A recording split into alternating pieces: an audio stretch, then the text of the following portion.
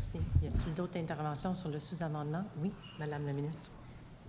Oui, merci. Simplement, peut-être pour faire certaines précisions par rapport à l'intervention du collègue. D'abord, sur les heures, là, je veux juste préciser que jeudi dernier, la présidence a décidé d'ajourner à 16h13 et ça finissait de toute façon à 16h30. Donc oui, il y a une différence de 17 minutes. Mais là, Madame la présidente, le député de Nelligan m'oblige encore une fois à ramener la question du cadre temporel. À quel moment précisément le gouvernement, la CAQ, était prête à commencer les travaux sur le projet de loi? Le 10 mai. Le 10 mai, Madame la présidente, le lendemain du dépôt de mon projet de loi, le 9 mai. Et à quel moment est-ce qu'on a commencé les consultations particulières? Le 10 septembre. 10 septembre. Ça, c'est précisément 4 mois plus tard. Et pourquoi ça a pris 4 mois, Madame la présidente, avant qu'on commence à travailler sur le projet de loi? Parce qu'entre autres, le Parti libéral a demandé qu'on ne fasse pas le projet de loi 61 en même temps que le projet de loi 62, prétextant qu'ils ne peuvent pas être à 2 places en même temps, parce qu'il fallait que le député de Nelligan, son corps, soit assis dans la salle de la commission parlementaire du projet de loi 62, donc ne pouvait pas être assis en même temps dans celle du 61. Or, Madame la présidente, en excluant son chef et sa collègue de Saint-Laurent qui étaient partis s'occuper de ses enfants, à très juste titre, il y a 15 autres députés libéraux qui auraient pu être disponibles pour venir s'asseoir dans la salle, mais le Parti libéral a demandé que ça se passe comme ça, voulait que soit retardé le projet de loi 61 et qu'il commence après le projet de loi 62. Donc, on s'est retrouvé à perdre 4 mois, enfin, 1 mois de travaux parlementaires jusqu'au 10 juin, où la session est ajournée, et où on aurait pu faire les consultations particulières, à tout le moins, puis réfléchir à nos amendements pendant l'été, puis arriver déjà en études détaillées au début de l'automne. Mais ça ne s'est pas fait, entre autres à la demande du Parti libéral qui voulait faire un projet de loi après l'autre. Ça, c'est la raison principale pour laquelle on n'a pas commencé plus tôt les travaux sur le projet de loi 61. Et là, encore là, c'est lui qui m'oblige à dire ça, là, en prétextant qu'on a perdu 17 minutes la semaine dernière à cause d'une motion. Je pense qu'on est loin du 4 mois qui nous ont fait perdre. Deuxième chose, il me parle de M. Hudon, qui est, je ne sais plus exactement de quoi il parlait, M. Hudon, qui est un éminent chercheur qui fait partie des gens qui sont venus nous rencontrer dans les consultations particulières, qui a fait des propositions intéressantes dont on s'est inspiré pour certains de nos amendements, entre autres sur la définition du projet complexe et sur, il y en a un autre aussi, là, préciser la fonction des filiales. Donc, il y a des choses qui, évidemment, si on finit par se rendre là, des amendements qui vont être présentés, qui sont inspirés des propos de M. Hudon, tout comme inspirés des propos de plusieurs autres personnes. Et on est à près d'une quarantaine d'amendements, nous, parce que nous, évidemment, on sait un peu là, où on s'en va, on connaît bien le projet de loi et tout ça, on l'a travaillé, on a travaillé les amendements à la suite des consultations en s'inspirant effectivement de ce que les groupes sont venus nous dire, les chercheurs et toutes les personnes qui sont venues, et celles qui ont déposé des mémoires aussi d'ailleurs, qui ne sont pas forcément venues en personne. Et on est à près d'une quarantaine d'amendements inspirés des consultations particulières. Donc, quand on nous dit de manière simpliste, vous n'acceptez pas telle idée que moi, je trouve importante et qui vient de tel chercheur, donc vous faites fi complètement des consultations particulières, c'est un raisonnement fallacieux, Madame la présidente. N'oublions pas fallacieux, qui est destiné à tromper. Mais je pense que fallacieux est parlementaire. Fait que, je ne pense pas que je pourrais dire destiné à tromper, mais je peux dire fallacieux. Donc, c'est un raisonnement fallacieux. C'est pas parce qu'on ne prend pas une des idées des centaines de pages de mémoire reçues de dizaines de groupes et d'intervenants qu'on n'en prend aucune. Il n'y a personne ici qui pense que ça fait du sens, ce raisonnement-là. La preuve en est d'ailleurs qu'on est à près d'une quarantaine d'amendements inspirés des consultations particulières, dont la présentation de M. Hudon. Alors ça, c'est pour les amendements. Ensuite de ça, il nous dit, on a un désaccord de fond, le gouvernement et nous. Bien, effectivement, Madame la présidente. Mais ça arrive souvent dans la vie. Et il y a une raison pour laquelle on élit des gouvernements pour gouverner. Ils sont là pour faire des propositions, présenter des projets de loi. Puis ensuite de ça, oui, il faut les bonifier. On est rendu à l'article 4, Madame la présidente, imaginez-vous. Ça veut dire qu'on a seulement adopté 3 articles. 3 articles et déjà 2 amendements acceptés. Un de Québec solidaire puis un du Parti libéral sur 3 articles. Fait qu'imaginez la moyenne. Fait quand même une moyenne élevée par article, ça, là. C'est quasiment 1 par article. Fait que quand on nous dit, il y a un désaccord de fond, et là, il a osé dire, je ne sais pas si c'était volontaire de le formuler comme ça, je paraphrase, peut-être pas les mots exacts, là, disons qu'il n'y a pas de guillemets nécessairement, mais Et là, il dit, là, on n'est pas d'accord avec le gouvernement, mais là, s'ils continuent de vouloir garder leur position, nous, on va continuer aussi. Et là, on va peut-être dire qu'on tourne en rond, mais nous, on va continuer tant et aussi longtemps que le gouvernement ne fait pas ce qu'on veut. Donc là, il est en train de nous confirmer au micro qu'il n'a aucunement l'intention de faire avancer le projet de loi, à moins qu'on lui concède son projet de loi à lui. Parce que là, il dit, Madame la Présidente, je sens qu'il va faire une intervention. On ne peut pas prêter les intentions, s'il vous plaît. C'est ça, on va faire attention aux propos. Alors, prudence, s'il vous plaît. Effectivement. Alors,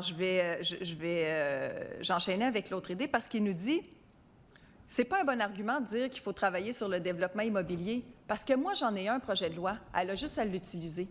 Alors là, on tombe dans une espèce de négociation à peine voilée, légèrement puérile quant à moi, Madame la Présidente, mais c'est mon opinion de citoyenne et députée de Louis Hébert, où il vient nous dire, si vous me donnez mon projet de loi, je vais arrêter de bloquer. Madame la Présidente, s'il vous plaît, Oui. c'est la deuxième fois. Oui, me prêtez des attentions, s'il vous vous plaît. allez me laisser je ne l'ai pas gérer. dit, pas de problème. Merci. Oui. Madame la ministre, vous savez, c'est la deuxième fois. On ne peut pas prêter les intentions, s'il vous plaît. Prudence dans vos propos. La critique est permise, mais on ne peut pas induire la commission en erreur. C'est pas ce que le député a dit. S'il vous plaît, continuez. Voilà. Donc, je réitère autrement. Il nous dit qu'on n'a pas à faire avancer le projet de loi nécessairement pour pouvoir travailler sur le développement immobilier parce qu'on pourrait utiliser son projet de loi à lui. C'est ça qu'il nous a dit, là. C'est ça qu'il nous a dit. Il a dit, j'ai déposé un projet de loi, il pourrait l'appeler, on pourrait prendre mon projet de loi et on réglerait la question du développement immobilier. Or, Madame la Présidente, on est déjà dans une commission parlementaire où on pourrait s'occuper de ce sujet-là. Alors, si on place le bien commun et le bien du développement immobilier dans des projets de transport collectif, avant tout le reste, là, avant toute considération partisane ou autre, on devrait tous, en ce moment, saisir l'opportunité qu'on partage dans cette pièce pleine d'harmonie et de collégialité, et je dirais même d'affection et d'amitié. On devrait tous saisir cette opportunité-là de le faire avancer le projet de loi et de le régler, le développement immobilier. Si le député de Néligan veut déposer des amendements sur le développement immobilier qui sont inspirés de son projet de loi, puis qu'on les accepte pour pouvoir dire qu'il a fait contribuer à l'avancement du développement immobilier, ça me ferait plaisir, Madame la Présidente.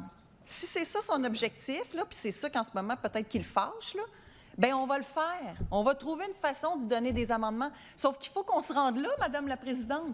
Fait que si lui, il dit, moi, je reste fâché, puis je vais continuer à parler de la même chose. Madame la ministre, oui, je comprends. Encore une fois, Madame la ministre, très attention dans vos propos. C'est la troisième fois. Je comprends.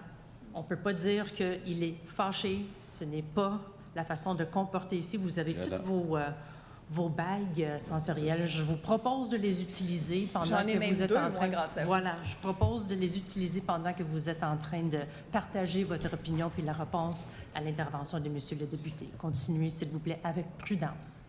Mais je suis très calme, moi, là. Je dirais même que je suis de bonne humeur. Alors donc, disons, si son intention, puis c'est un peu ce qu'il nous communique, c'est de rester campé sur sa position. Campé sur sa position actuelle, à savoir que il faut modifier la mission de Mobilité Infra-Québec, etc. Bon. Alors, si c'est ça le principe, je lui annonce, moi, là, je lui tends une main en disant, si on se rend au développement immobilier, je suis prête à ce qu'on puisse adopter des amendements qui viendraient du Parti libéral et qui s'inspiraient du projet de loi que le député de Néligan a déposé. Moi, là, je veux juste que ça avance, puis je veux juste que les sociétés de transport, entre autres la STM, puissent faire du développement immobilier, entre autres dans la ligne bleue et tout ça. Donc, les gens ont besoin de ça et moi, je place le bien commun au-dessus de toute considération qui serait autre que le bien commun. Donc, ça, c'était ma main tendue au député de Néligan. Et dernier point, parce que ça, je trouve ça important, je l'ai déjà dit, mais moi, il y a quelque chose qui m'agace quand je l'entends dire, si on veut juste des exécutants, bien là, on fera juste une direction dans le ministère, puis Je trouve ça très réducteur, Madame la Présidente. Très, très, très réducteur. Ils l'ont fait, là, je ne sais pas qui exactement a tenu quel propos, mais c'était un peu le même principe. Je ne sais plus à quel article. Bien, forcément, article 1, 2 ou 3. On n'a pas beaucoup de choix d'articles. Alors, de penser que c'est simple. Tu sais, quand je dis on a besoin d'un bras agissant puis de gens pour réaliser des projets de transport, puis on dit, bien, c'est juste ça, c'est simple, là, mettez quelques autres employés dans le ministère puis ça va se faire tout seul. Voyons, Madame la Présidente, si c'était simple de réaliser des projets de transport, ça se ferait déjà par le gouvernement. Ça se ferait déjà, là. Il y a eu des gens intelligents qui sont passés avant nous, là. Mais les seuls qui ont fait quelque chose pour le projet de transport collectif structurant, ils ont créé une filiale à la Caisse de dépôt. Ils ne l'ont même pas fait dans le gouvernement, parce que probablement, ils se disaient, c'est tellement compliqué qu'on ne mettra pas ça dans le gouvernement. Fait qu'après ça, quand ces gens de ce même parti-là viennent nous dire, bien, c'est tellement simple, tu as juste à demander ça au ministère, puis ça va se faire tout seul. Moi, je ne suis pas d'accord, Madame la Présidente. C'est une expertise à part entière, c'est une expertise fine, dans un contexte où on est rendu en 2024 et que la mouvance mondiale, du moins pour plusieurs nations là, qui développent le transport collectif puis la mobilité, c'est de plus en plus complexe de faire atterrir des projets de transport. C'est de plus en plus nécessaire, mais aussi de plus en plus complexe de faire atterrir dans la vraie vie des projets de transport collectif structurants complexes parce que, et ça aussi je l'ai dit souvent, il y a toute une question, puis la définition de complexe, là, mes 8 indicateurs, souvenons-nous que j'ai présenté, je ne sais même plus si c'est dans cet article-là ou un autre, mais en tout cas, tu sais, gestion des parties prenantes, l'acceptabilité sociale, la notion de risque, les notions environnementales, les places où on veut développer ça, les expropriations. Il y a beaucoup de choses qui viennent avec ça. Donc, quand on vient me dire, c'est vraiment simple faire de la réalisation, fait que si c'est juste ça, faites-le comme vous pouvez, puis ça ne vaut pas la peine de perdre du temps sur un projet de loi, puis de créer une agence pour ça.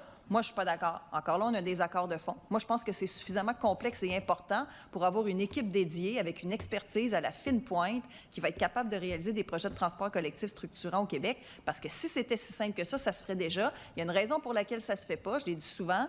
Ils ont contourné le problème. Le Parti québécois ne l'a pas fait non plus. Et évidemment, ça serait beaucoup plus simple de rien faire puis de laisser ça de même. Mais regardez, moi, on est rendu à 60... Combien j'ai dit tantôt? 65 heures? Je ne sais plus, là. Bon, en tout cas, plus de 60 heures ici, là, à écouter les mêmes affaires parce qu'on y tient. Ce sera tout pour l'instant, Madame la Présidente.